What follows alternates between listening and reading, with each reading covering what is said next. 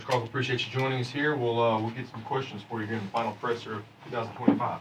Yeah, first of all, Coach, I know that this year will go down as one of the greatest years in SFA football history so far. And where does it rank as far as your coaching career goes, would you say? Oh, it's right up there at the very top. I tell you what, just and it's not so much about the accolades or the wins and the records and all the firsts that this team did. It was the players, just the players that we were able to coach on this team, and just a special group that are they're so much more than great players. We got guys that are fixing to go on and play in the NFL for a long time and received a lot of accolades. But man, what a special team and a special group, and just to watch them grow and what some of them have been through here, some of the challenges they've been through here, and watch them grow off the field into what they are today. That's so much more rewarding than all that we did. And it was a historic year. It will be one that's talked about decades from now. I mean, you bam, best years SFA football, 89, 95, 2009, 10, and 2025. It's just, they're in that conversation. And to win a Southern Conference championship, there's been 7 conference championships won here in 100-plus years of football. We've done 2 of them in the last 4, the 2022 WAC championship and now this year. But to go undefeated, that's never been done in school history in conference play. 8 conference wins, never been done in school history. 11 wins in a row, never been done in school history. So all those things are unbelievable accomplishments, and all those things were done. And I say this in a positive way. It's never been harder to win here than right now. Than December 15th, 2025. Just our facilities have never been older, and the chips have never been stacked more against us, and yet this team still overcame all that and did that. And I say that in a positive way because so much change is coming, and we've got some great facilities in line, and I think people are starting to see what investing in football can do, not just for athletic department, but for the university and for Nacogdoches and East Texas as a whole. So what a year! It was a fun ride, but ultimately it's all about those players, and they're really special. Speaking of those players, yeah, losing a lot of seniors, like what's the key to, not necessarily replacing them, not the right word, but just to fill in their shoes? Well, it's just they were a special group, and how many seniors did we have? Who knows? They're all seniors in the way I see it, but we did have several guys that are now out of eligibility. That's how I kind of look at it. And so some of those guys that are out of eligibility were, some cornerstones of this program, and did a whole lot and accomplished a whole lot during their time here on the field, and have some personal accolades and all conference All-Americans. And so fired up for them. They're going to be legends in the history books here, but excited about what we do return. And again, the page is now turned, and we're looking full steam ahead to the 2026 Lumberjack football team. And so putting that together, putting that roster together, and it'll be a different group of coaches, of players, and administrators, and you work and you get it all put together, and come February 1st, we're going to know who we are and start moving forward. That's what's awesome about it, is our lives, our profession's gotten, a little bit of common sense back, and there's just one portal, so there'll be some mass chaos here over the next 5 weeks. But now then you've got a team. January 17th, you've got a team, you got your staff, and now you can really start building that culture that you're looking for moving forward. And so that'll be awesome in the challenge that's ahead. But we've got some great players coming back with a lot of production, and we've got returning a quarterback that won a conference championship for us, Gavin Rutherford. We'll build it around him and go from there. But there's some great ones still in that locker room, and we signed a bunch of great kids 2 weeks ago, and so it's exciting time to start building now for the next one. And speaking of the coaches, a year like this can turn people's heads, like, hey, and make your assistant coaches very, wanting to add them on their side. So what do you expect this next coaching staff to look like? Well, I tell you what, they're going to be great coaches, great men of character, that do this for the right reason, to change kids' lives. And there will be some different moving parts. Everybody saw Coach Moots. I'm really fired up for him. He's able to go home. I mean, He coached at Georgia Southern. It's where he met his wife. It's where his kids were born, and that's where their family's from. So what a tremendous opportunity for him. And I've known that was coming. I mean, we've had a top 5 and a top 2, top 1. You know, it's a number 1 defense in the country at the end of the regular season in several categories. So you put that kind of production, you win, and do those things. There's going to be opportunities, and so that's part of it. Coaches are always coming and going. In every sport, they're coming and going based on your win-loss record. You know, if you either want coaches that are going because they're winning, or either they're going because they're losing. And so I'd much rather. I mean, you see our staff. I've got 5 guys that coached with us here in the past 7 years. They're coaching on Sundays, National Football League. We've got head coaches out there, you know, P4 and FBS coordinators and position coaches, and all out from under our tree just in the last 7 years. That's unbelievable, and that I'm fired up about that. At any time, you know, as I always tell the coaches, as long as it improves your quality of life, you know, and you're doing it for the right reasons. You're not doing it for, you know, your ego, for your status, or you know, get that bag. You know, I mean, it's got to be a move that makes sense. And this one surely did for Coach Moots, and I couldn't be more fired up for him. But we're going to have some great coaches here. We'll have a great staff, just like we always have, and we're going to win a bunch of ball games. Yeah, Coach, you know, you talked about the senior class a little bit and what that means. Could you go a little more deeper and just what this senior class has meant to this program? Well, there's so many of them, and there's some unsung heroes in that group too, you know, and so you know, that's where I thought Senior Day was such a fun day for them, and a big win for us. But you know, a lot of guys that chose to come back. I mean, the wolves are circling around our locker room as we speak. You know, I mean, there are no rules in college football anymore. I mean, they're just picking up the phone, calling them, and offering them this and promising them that and this, that, and the other. And that's unfortunate where our profession is, you know, but money corrupts, and money has corrupted college football. We've got to get, that's a whole other conversation for another day in terms of regulating agents and tampering and those type of things. But, you know, this group, you know, from, you know, Sam Vidlak gets a lot of, you know, accolades, and he's the starting quarterback, as he well should. You know, Jarrell Wembley, Dead Burn, you know, 4-year starting tailback.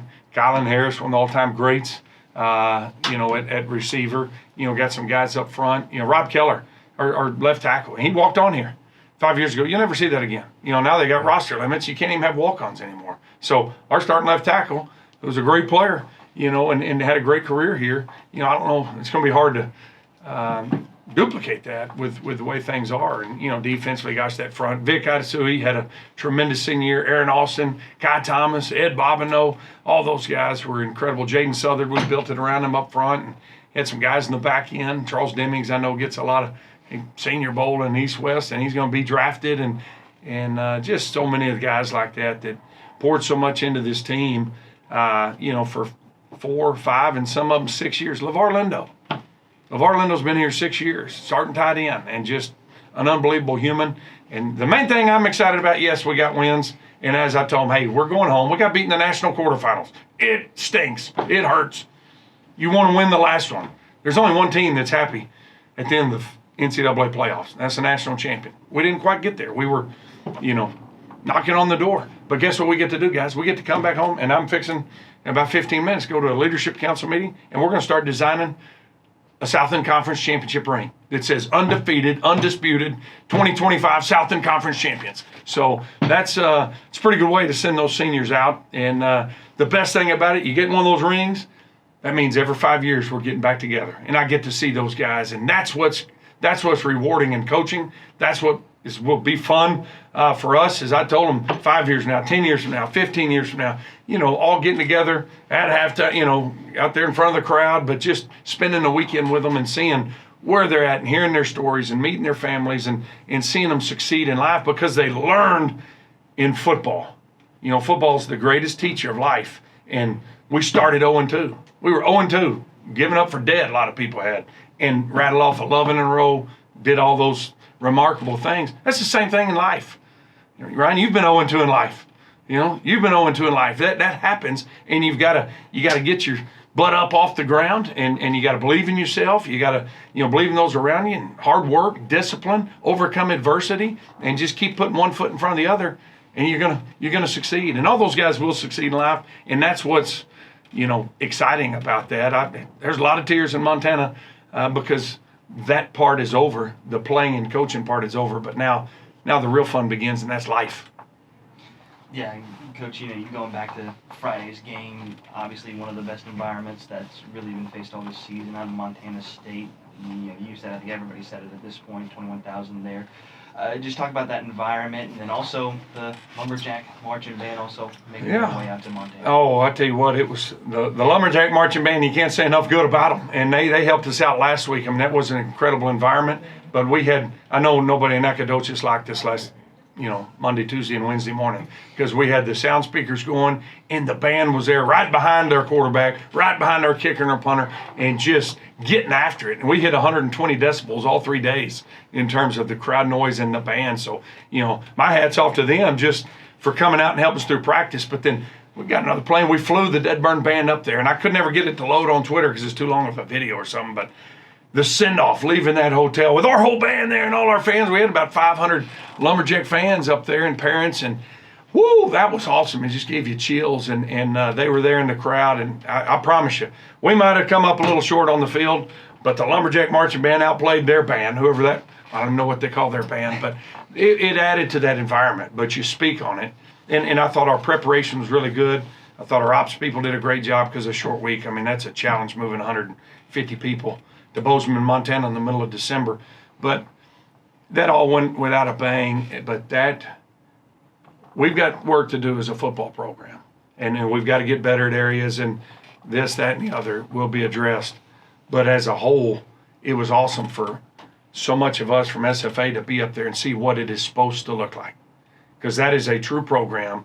That is a place that cares about football.